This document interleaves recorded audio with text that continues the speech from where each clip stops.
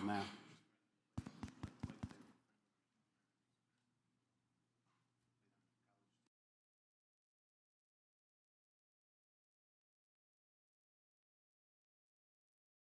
Green? Yeah, green. Right here? Yeah. Okay.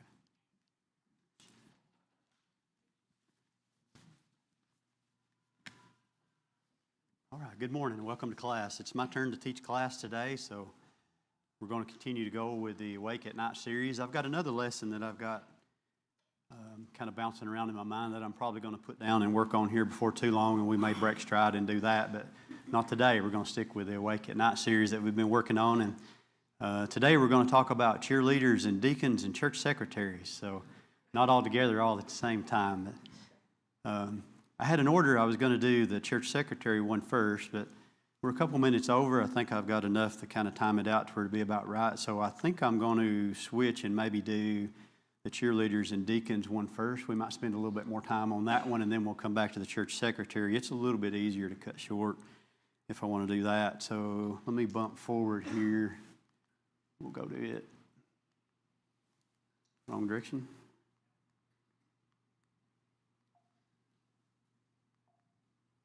I hear it beeping. Go to the case 6, cheerleaders and deacons.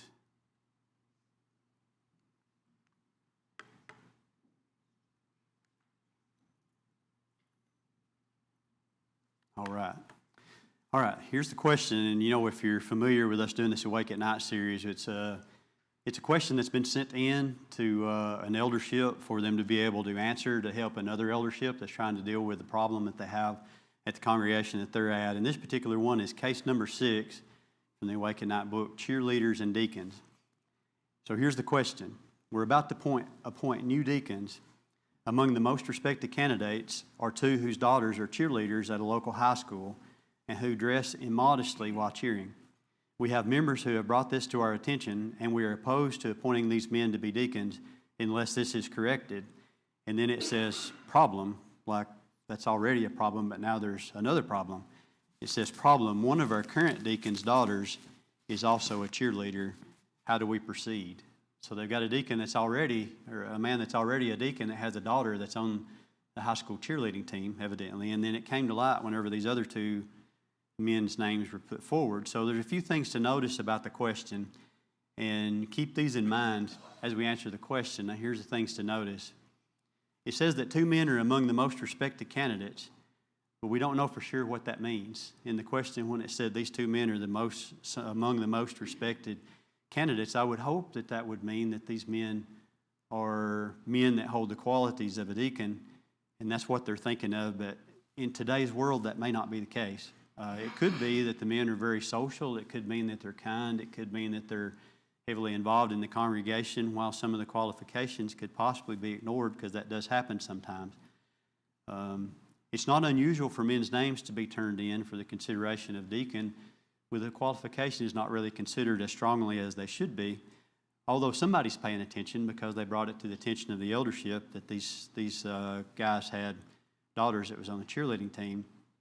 In the past, when there's been names turned in for deacons, we've had men with names turned in that maybe didn't have children, for example. So sometimes the qualifications aren't what's looked at most. Members brought this modesty issue to the elders' attention. So this applies to me it applies with a question that the elders didn't already know that the girls were cheering or part of the cheerleading team. If they didn't know this, then they weren't willing to recognize the problem or it being a problem until it was brought to them, because they didn't know it if they didn't know it to start with. So why didn't they know it? It says that they're opposed to appointing the men because of it, so this shows that they know it's wrong. At least they do now. But then you've got the problem of the one deacon that already has a daughter that participates in the cheerleading. So you have to ask yourself, when did they learn of the current daughters or the current deacon's daughter being a cheerleader? So how did they not know that? It's very important as an elder that you're involved enough in the members' lives that you would know a detail like that, especially a deacon. How could a deacon have that happening in his life, but the elders not know that, and the membership had to bring that to their attention. So these are things that we should notice as we prepare to try to answer these questions. It's beneficial to know the answers to these, but we don't have them because all we have is just what the question asks. So the answer to this question is multi-layer. There's a modesty issue with the clothes that the girls are required to wear or not wear, as it tends to be the case. And you combine that with some of the routines and the dance moves mimic sensual or suggestive behavior, you have even a bigger problem, and it becomes more than just a modesty issue. So once that you understand that some of the routines combined with the lack of clothing are sinful, then you know that it can't be something that's pleasing to God, not only for a member, but especially a man that's going to be a deacon. One word that would describe the combination of immodesty and many of the routines that they do is lasciviousness, and many translations would use the word lewdness. Now, as I start to go through this, I don't know what you're thinking or how you're absorbing this in your mind, but we're going to get a little deeper into this, and we're going to talk about age and cheerleading, and you'll know a little bit about cheerleading when you leave here today, but I think it's necessary to answer this question thoroughly that you need to know this. So as we're going through this, here's the problem. When you get these girls, and we're talking about high school level here, when you get these girls at this high school level, then things are headed a certain direction. And beyond high school, there could be college, some of the things that happens in that regard. And then you got professional sports where you have professional cheerleaders. And it becomes a problem. So we'll back up and look at that a little bit more. But when you start to look at the combination of these things that they're having these young girls do, and the combination of the immodesty and the routines, it can often be called lasciviousness, or many translations use the word lewdness. Now listen to this translation, or the definition of it for the word lewdness, and you'll start to see how this could be compared or used in this way. Lewdness is the preoccupation with sex and sexual desire. Well, that's probably not the case with these young girls, but who comes up with these routines? That's what you've got to think about. Lust in general, the Hebrew word translated as lewdness means an evil plan, purpose, or scheme, a wicked thought, especially with reference to sexual unchastity, ideas and practices that are indecent and disgraceful. The last part of that definition, to me, looks a lot like a lot of the cheerleading routines and things that you see happening even at the high school level. Many of these routines are suggestive. They're suggestive movements, and they mimic sexual movements, and they're planned in such a way that it's entertaining and enticing to those that are viewing this, which is indecent. It's not something that you should be involved in. And people get so desensitized sometimes looking at this in this way because they get used to seeing the cheerleaders performing these routines, and they don't see it often for what it is.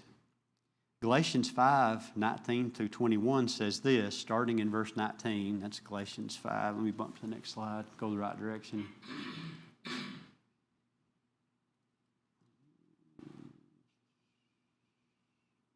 No, that's the wrong direction. It's like my slides are out of order or something.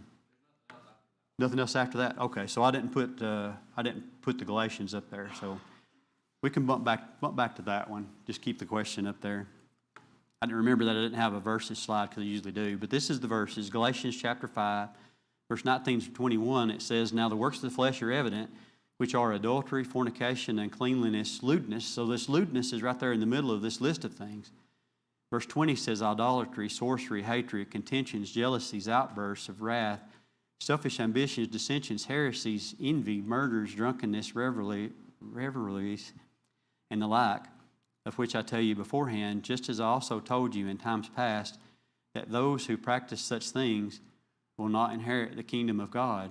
Lewdness is right in the middle of all these other sins, and I don't think anyone would argue that this list of sins and what God says about not being able to inherit the kingdom of God is inaccurate. I mean, we don't question that. You don't question all these other things, but you see that word lewdness, and sometimes we don't really think what that means or how that could relate to our lives or what we can allow ourselves to get involved in or our children at that point.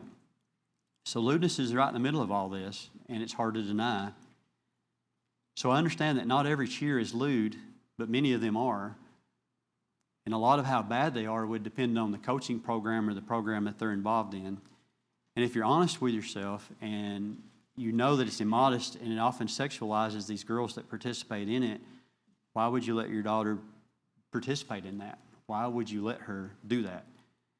So when you ask yourself that question, a lot of times there's a progression that winds up getting us to the point that we find ourselves in these situations like this deacon is about to find himself in, and these two men that have had their names put up here are about to find themselves in. So let's take a moment to learn a little bit about cheerleading, and you might think that's ridiculous in a Bible class, but it's context for what we're talking about, because if you're going to go address this issue with these guys and you know nothing about it and you don't understand it and you just give them the short answer, you can't do this, you got to tell your daughter she's got to quit. You got to remember what you're trying to do here is not just install deacons, but you're trying to counsel these families as an eldership. And you're trying to deal with a deacon that already has a daughter participating in this, and that's delicate. You've got to deal with that in the right way. So you've got to learn a little bit about it to be well-versed in this. So before we get into this, you have any comments or questions that you want to say? Okay. Helga? Why would they even want to consider themselves to become deacons, knowing the guidelines and having daughters that participate in this?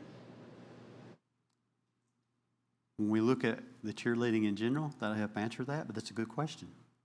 Don? You know, it might be good to point out that cheerleading is not inherently sinful. It's not. No. And you could have maybe a squad of boys and girls, and they're dressed in sweats, and they jump up and down and say, you know, go team, and there'd be nothing wrong with that. But cheerleading as it is typically practiced today usually involves very short skirts. It usually involves gyrating the body in a way that's tantalizing to men, and that's when it crosses the line. So our minds have just begun to associate cheerleading with that because it's almost universally portrayed that way now. Yeah. So what Don was saying is there's nothing inherently wrong with cheerleading in itself. If you're dressed right and the routines are right, and as we go through how cheerleading programs run, we'll talk about that a little bit. That'll bear that out. Sherry? Well, you got to understand too, we're all Christians. It's not just for deacons or for elders or for preachers. We're all Christians. And I'm sorry, but I'm going to step out of the box a little bit, but we need to be careful as members of the church how we dress our children. Because if they come out with what I call booty shorts, because they're just as short as a cheerleader dress, and you're allowing them to wear that, and the mama's out running, and she's got booty shorts on, how can she tell her daughter that she can't be a cheerleader? We've got to be very careful because they've got capris, they've got long shorts. It's a little bit hard to find them, but you can find them. And we need to be very careful because this would not have happened if the parent or the deacon or whoever would have taught their daughter to dress modestly from when they were a child on up. Yeah, if they're taught to dress properly, and if you want a challenge and you have a daughter that hits a growth spurt and the legs grow long but the rest of her is still small at the waist, go try to find a pair of shorts. That's a challenge. It really is. Frank? We need to understand, I think, too, that this needs to be something as child progress, when they are still in diapers and still needing their mother's care and all that kind of stuff. That's understandable, that kind of thing right there. But in my opinion, the Bible says, bring up a child in the way which he should go. When he is old, he'll not depart from it. Well, upon that, I think we should start at a very young age teaching that person how to dress and explaining to them why they should dress in such a manner. Yeah. And, you know, Joey did, I've got this later that I was going to say, we're not going to get deep into the modesty here because the modesty is an issue, but the programs and what they're doing creates a bigger issue. Joey did a really good lesson on modesty recently that I can't top that, so I'm going to refer back to Joey's lesson on modesty, and that'll hold us to the standard of that. So let's look a little bit at cheerleading in general, how this goes. There isn't one single age that cheerleading starts. I mean, it can start at different stages of a young girl's age. And typical starting ages for cheerleaders, believe this or not, is 3 to 5 years old. They have programs for 3 to 5 years old, and they're called tiny or beginner recreational cheer programs. They focus on things that there's nothing at all wrong with, like Don mentioned. focus on basic motion, simple chants, coordination, very little, if any, stunting, they call it, where they turn the flips and handstands and do all that stuff, or the guys hold them up. There's very little of that because they're too young. And then ages 6 through 8, entry-level school teams or youth leagues, more structured routines. They get intro into jumps and timing and teamwork, and it's all innocent at this point. So when you're talking about how did this deacon's daughter wind up involved in this, and how did these two other men that are well respected in this congregation, how did they wind up involved in this? The simple answer is modesty is an issue, and they should see that coming. That's true, but if they're getting involved in it at 3 to 5 and then 6 to 8, and the immodesty is not an issue and the routines are not an issue, and they let the kids do that at that age, then there's really nothing wrong with that at that age. And they're participating in it, and they're paying attention to what their daughters are putting on. They're paying attention to the coach and how he's handling that. You see how that winds up happening? They're front and center with everything, and they understand the modesty now, probably, maybe. And then they get over here a little bit as the child gets older, and then they get over here a little bit, and before too long they look around, they're not over here anymore. So these kind of things can sneak up on you, and that's why I wanted to go through how this progresses, because I wanted you to think about, they didn't just wake up one day and go take their high school daughter and put her on the team knowing what was happening. It's a progression. They have to try out for the team. Go ahead, Frank. Here's something that I think that this person, that their daughter is doing that, having cheerleader, I think that one, if he's been a Christian a long time, he should have a little foresight to think, well, when they're young, well, when they progress, then it's going to change, okay? So they need to have a focus and maybe change their child's focus into some other sort of thing to encourage something else that they might be interested in. Yeah. You know, and this cheerleading thing, I've seen it, a lot of people think of that as soft porn, you know, and I believe that's justified because some of the movements that they make, they're showing their underclothes and everything else, you know. Yeah. So ages 6 to 8, again, is entry-level, school teams, youth leagues, more structured routines, intro into jumps, time and teamwork. It's all innocent at this point. And then you get to ages 9 through 12, and that begins to start to change. It's preteen, it's competitive, or school cheer in general. It's more athletic skills, tumbling, stunts, greater emphasis on performance and appearance. They start looking a whole lot stronger or look more at what the girls are wearing. And again, it gets back into the coach and the program and what's actually happening. Ages 13, middle, high school, full routines, competition, and games. This is where most often you see style differences, and that's when people should be concerned before they get to that level about uniforms and choreography and et cetera. What this means practically, most girls who end up in middle school or high school cheer started somewhere between the ages of 5 and 8, and they built skills over time because they have to qualify, you know, for the team. Now, if they don't have a lot of girls try out, maybe they'll get on the team and they've not really got the skills, but it's not required for them to start that young, and they can start later. The younger programs are usually more age-appropriate and playful, less focused on appearance and suggested movements. You don't see that much in the younger programs. The concerns tend to increase with age and competitive level, not at the very beginning. So the bottom line is earliest common start, ages 3 to 5, most typical entry point 5 to 8, more serious competitive involvement, ages 9 and up. The specific program and coaching style matter far more than just the age. So here's what winds up happening. At some point, often at a young age, the parents sign their daughter up for cheerleading for some reason. It could be that a friend's doing it, or to get them off of electronics, or give them exercise, or do something that's active. It seems innocent enough at a young age where it's mostly concentrating on coordination skills. The clothes are not immodest. There are no routines. They may even think, I'll let her do this until it starts to get beyond boundaries and then she'll quit. But if you're not preparing your mind, if you're not preparing your spouse's mind, if you're not preparing your daughter's mind, if everybody in your circle doesn't understand that at a small age, this is going to change whenever these things become a problem, you're setting yourself up for problems. And it takes a fairly strong Christian family to be able to go down that road and be able to make those changes when the time is right. They may even think that they'll determine when she quits, but what if the daughter don't understand that, if you've not totally prepared her? By the time it gets to that, it can be hard to stop for multiple reasons, and the daughter may not understand. Most parents aren't equipped to handle that situation without problems, and even parents can get desensitized to the issue ahead of them and can make wrong decisions. When you get in that environment and you get around that mindset and you're with other parents that have a different mindset, it takes a strong person to hold that line if you choose to go that route with your daughter. And this is the point that I was going to say, refer to Joey's modesty lesson, because it's really good. He really did well with the modesty side of it.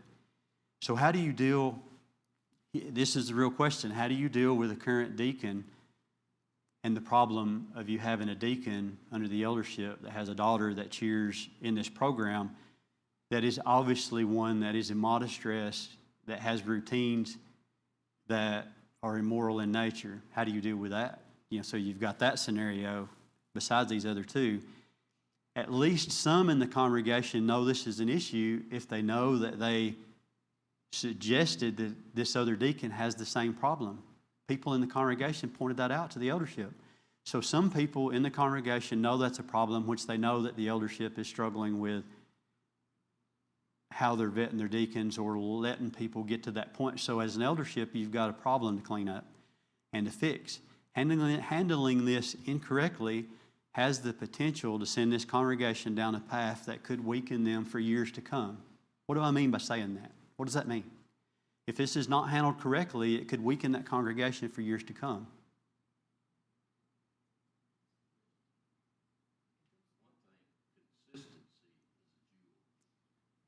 You've got to set a precedent at some point. If you didn't set it on the front end, it's time to set one now, right?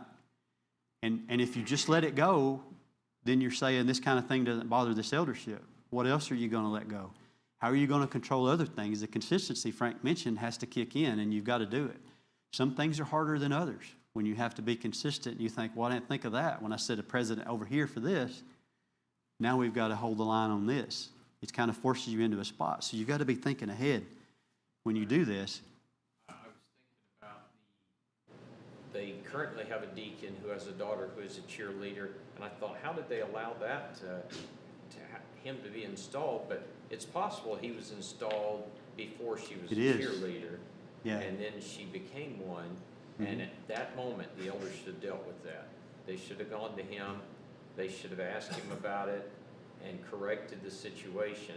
If he would not correct it, he would have had to step down, and then this second problem would not be a problem. It would have taken care of it. Sounds like they didn't know, though.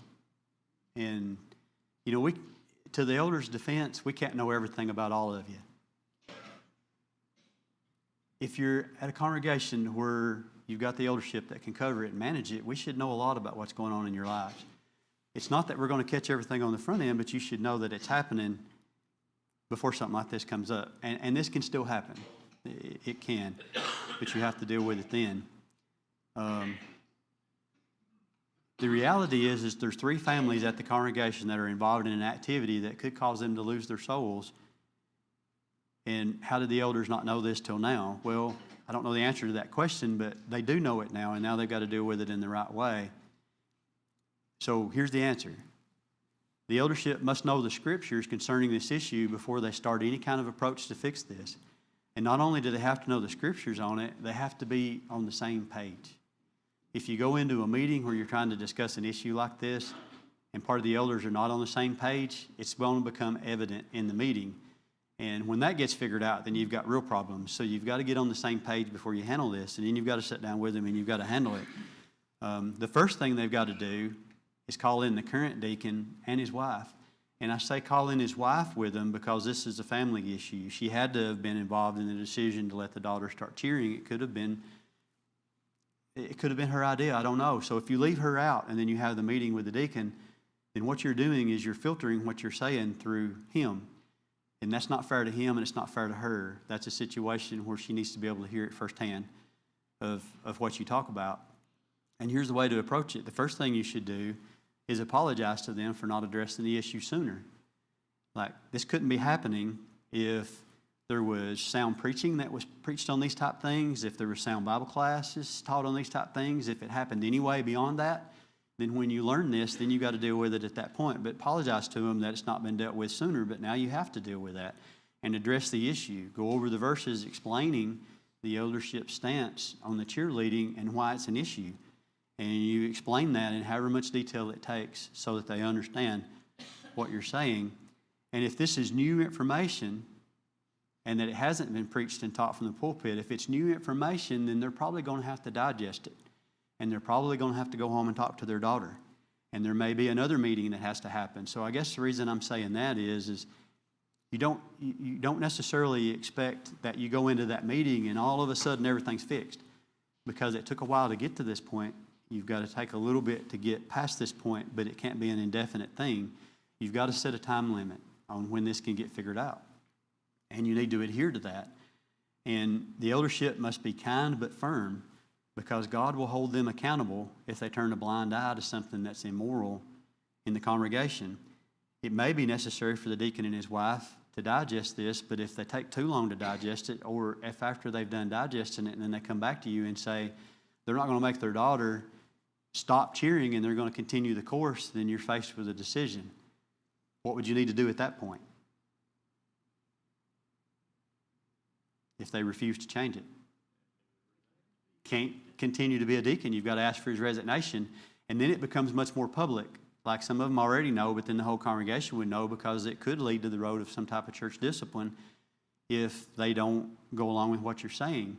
It's a mess that has been created that you've got to help clean up, and you've got to do it lovingly and carefully, because you're trying to save souls here. You're not just trying to be right, and you're not just trying to teach a biblical principle. You're trying to do all of this with the intention of saving souls, and you've got to remember you've got high school girls involved in this, and they need to understand it. They may not accept it or they may not like it, but they've got to understand it, because one day the thinking might kick in for them, and it could save their soul whenever they get a little older. Be prepared to talk to them about how they're going to deal with their daughter. Yeah.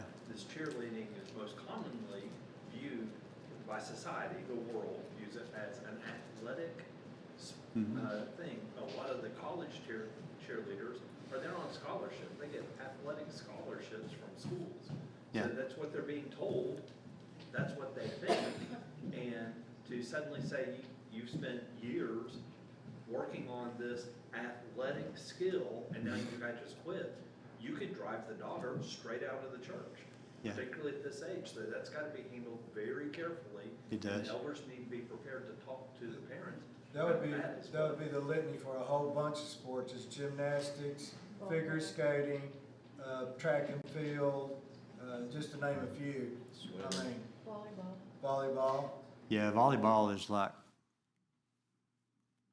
yeah. So I'm just saying, it's a progression.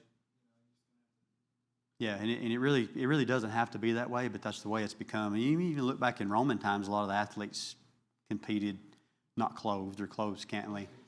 And a lot of times they say it's because they need tight-fitting clothing or no clothing much because it binds and has issues and all that. And they try to make that argument. I understand that. But again, you've still got to be a Christian. If you're going to be involved in these things, you've got to be a Christian. And you've got to do it in a Christian-like manner. Joey? My opinion, the best way to deal with it is to teach and preach on it beforehand, before it's an issue. And the worst way to deal with it is not to preach and teach on it beforehand, because then it turns into a big problem. It does, and if you get these kind of problems, you have to, as hard as it is, you have to deal with it. Because if you let it grow, before too long, your congregation has changed. Don? Most congregations, or many congregations, don't touch this issue because they know that it will offend people. Particularly larger congregations don't touch it because they don't want to lose members. And they've already got deacons and prominent members that are involved in these type things, both cheerleading and the prom. And if you touch either one of those, you're going to lose people. So if a congregation does deal with it, sometimes what happens is they will just leave that congregation and they'll just go to one of the other congregations where they're fine with it. And most towns have the congregations that are that way. But then think about the impression that makes the Lord's church to the community, that it says we're okay with this and we support this type thing. Yeah. It's a touchy subject, And like I said, when I went through and picked these out, I just kind of opened up pages and picked one. And I knew this one would be hard. And I knew it would be one that there'd be, thoughts behind it, and there would be things that we would talk about. And it goes back to one of the opening statements that we said. There's nothing in and of itself wrong with cheerleading. There's nothing wrong with playing volleyball. I won't go watch a high school volleyball game. I won't watch it online. I don't. They don't wear any shorts. They might as well be in their underwear. Beach volleyball and all that's even worse. Played volleyball a lot when I was a kid, and we really enjoyed that. There's no reason that it has to be that way. It just becomes that way. And I don't know who thought that was a good idea to start with, to declothe our children when they're doing these things. There's nothing wrong with any of these activities. There's nothing wrong with volleyball or gymnastics or cheerleading or any of these things that we're talking about. It's the clothing and the program and how they encourage the kids to do things that are so lewd and immodest. In volleyball, they're not really doing things that are lewd and immodest. They're just not clothed. And that's just the way it is. A lot of the fights and things that you see that people watch, the different competitive fights that they do.